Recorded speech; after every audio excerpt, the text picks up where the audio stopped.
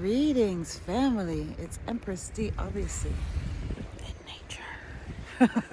I hope everybody's well.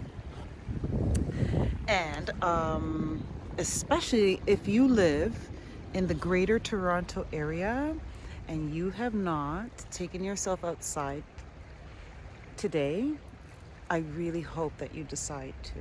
Because look how beautiful it is. Gosh, it's so nice. It's so nice. So I hope you're out here, and I hope you're out there, and I hope you're inspired to explore what it is to devote time in nature and see what a positive impact it will have on your life. I want to talk today, family, about living in authenticity. There's no other way to be. And again, if you want to live in peace, live in authenticity. What does it mean to live in authenticity? Well, how I define it is being you. Just being you without all of the outside influences. Being the true you. And I have a living example of authenticity in my home. It's my fur baby, my first son. He's going to be 7. My cat, Carmelo. He lives in true authenticity. Cats, unlike dogs, live to please themselves, not anybody else. They live in authenticity. When he lives by his instincts and by his desires and by his inner drive. And remember, when we really tap into that inner drive and that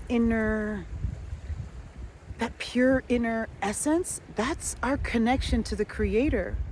Because how I see it is the Creator is so infinite and vast. The Creator wanted to experience what it is to live in form, in human form. And so the Creator took a little piece of itself and made all of us.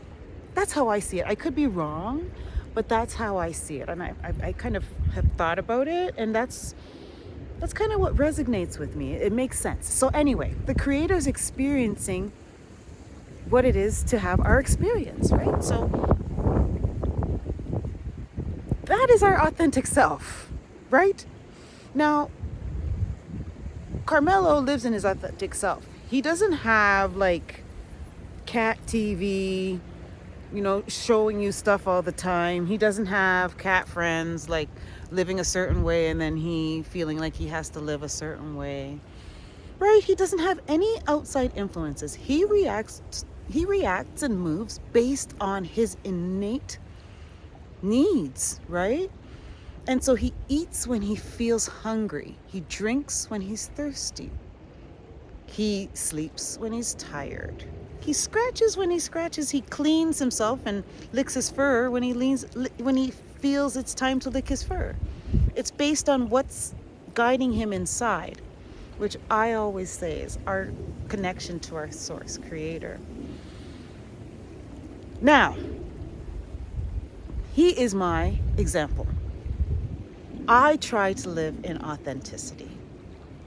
How does it look like in human form to live in authenticity? Obviously, it's a little bit different. There's a lot more nuances to things as a human. It's a lot more complicated than being a cat. Because for one, us humans have so many outside influences that guide our thinking and shape our thinking and influence our thinking and affect our thinking. And so are we really following our indwelling internal compass, or are we following some type of external stimuli? Let's say, for example,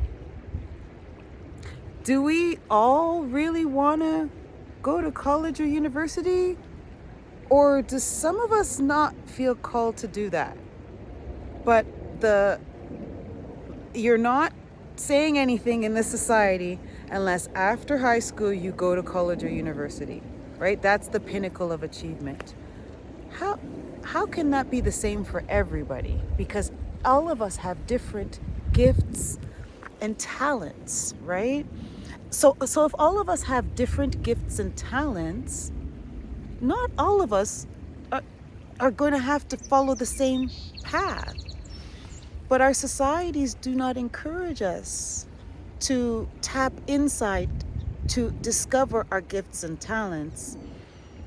Societies guide us or mold us into thinking that one particular pathway is the way to be, right? And I think it's time we move out of that.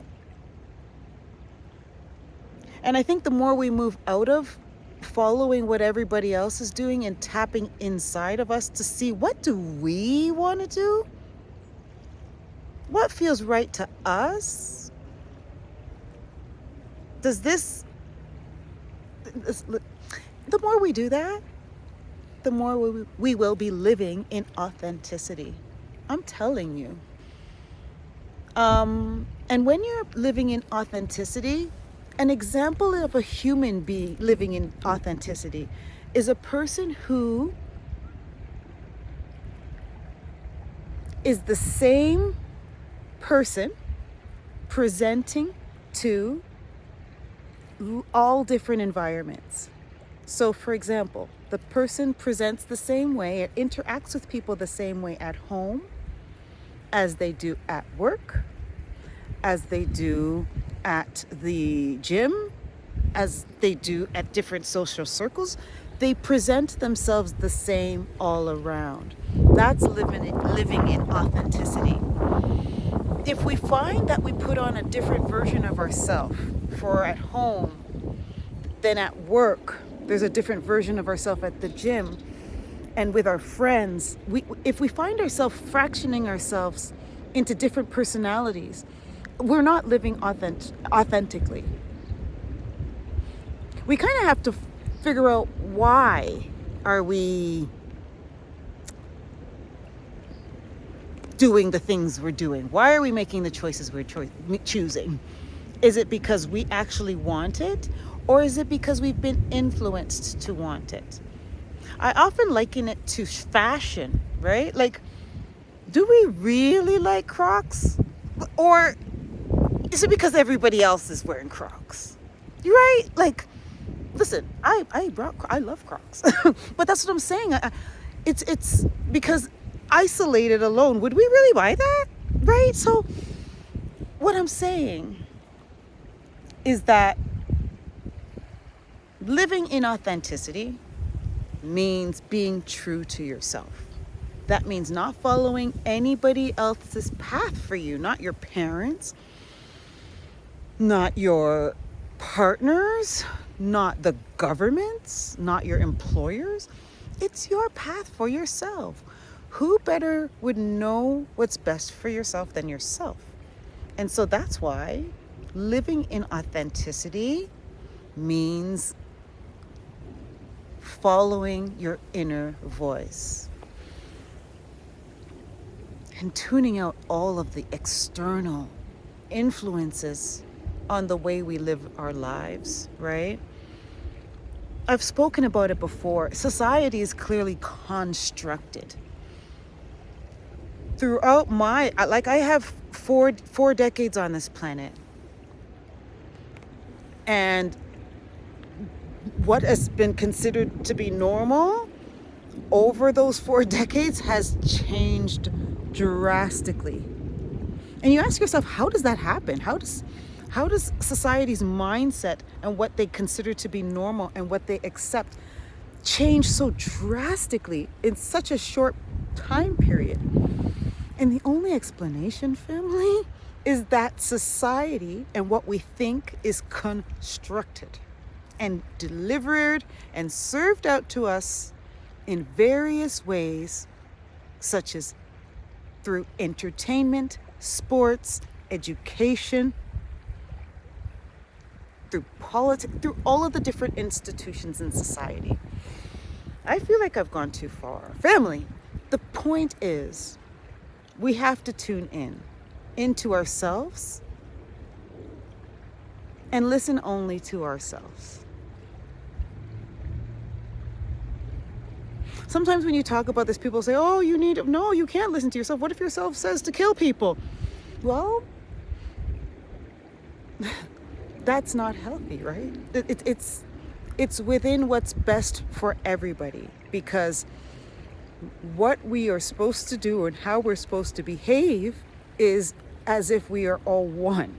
So if your mind tells you to kill somebody, that's not something that's going to be beneficial to anybody else or to you. So then you'd have to change your mind and get that out of your mind, right? So it's not in that way. And if people think that literally, then they're missing the point. And they're just trying to find an excuse and a way not to really face this. That we really have to tune in and listen to ourselves. And it's specifically when we are into making important decisions, right? It's so easy to be influenced by so many different, oh my gosh, I feel like I'm rambling. Family, I think you get it.